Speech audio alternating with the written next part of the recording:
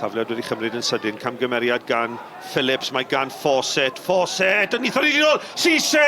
O, cyfle gwych i Cisse i rwydo i gol gynta, ond yn methu cael ei ergyd ar darget, fe fydd hi yn gic gornel i Hwlffordd. Henry Jones dros y gic gornel i'r tîm cartre, ni chrymanu ddim mewn, Cisse yn godi! A Cisse yn penio, Hwlffordd ar y blaen! I gol gynta i'w glwb newydd a gol gynta yr adargleision yn y gyngrair yma ar ddôl y bont. Ben Mar at y postyn pella, ond y bêl yn cyrraedd trad Cisse yn gyflym, trio i gwmpas chwilio am bach syml. Cisse ceisio newid cyfeiriad y chwarae yn rhedeg. O, mae Ben Nash wedi taflu hynna'n mewn i'r dacl ac mae'n gerdyn coch amlwg. Oedd Ben Nash allan o reolaeth yn taflu hynna'n mewn i'r dacl. A mae pethau mynd o ddrwg i wath i dîm Neil Gibson. Maen nhw lawr i 10 dyn. Hwlffordd yn edrych i arafu'r chwarae, redeg y cloc na lawr. Mae angen nhw fod chydig yn fwy positif. Dyma Cisse yn cael ei dynnu'r llawr ac Alex Jones.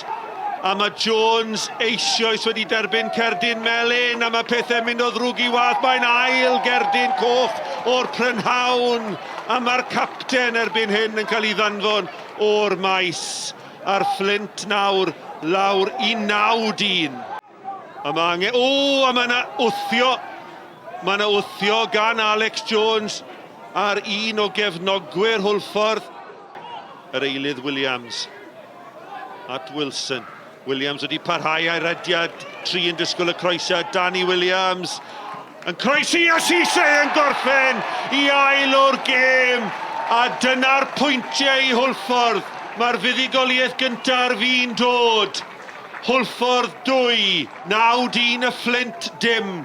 It's a great feeling because I've been looking for it the last games. I've been frustrated for the goal. I spoke to the gaffer, but we just kept calm, we kept working, and hopefully those 2 goals paid off today. As a whole team, I think we worked very hard to be disciplined, to be compact defensively and obviously attacking.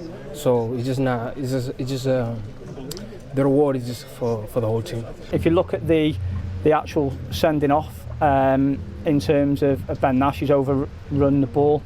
I think that both players have gone in for it committed. I'd have to see again if he's gone over the top of the ball, and if he has, obviously we'll take that on board. I'm not saying it wasn't a red card. What I do think is if players of the opposition surround referees when those decisions are going to be made, there's more likely for those decisions to be red.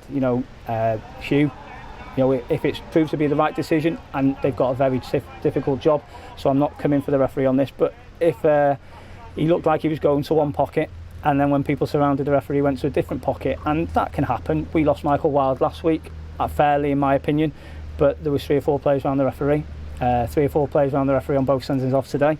Maybe it's something I have to educate my players about when they get fouled. Alex Jones has made 2 fouls today that are both deserving of a yellow card in the referee's mind. Patton made 4 or 5 in the first half, didn't get a yellow, so it's the permutations of the game. With all due respect, I don't think it was about Flint today, it was more about us.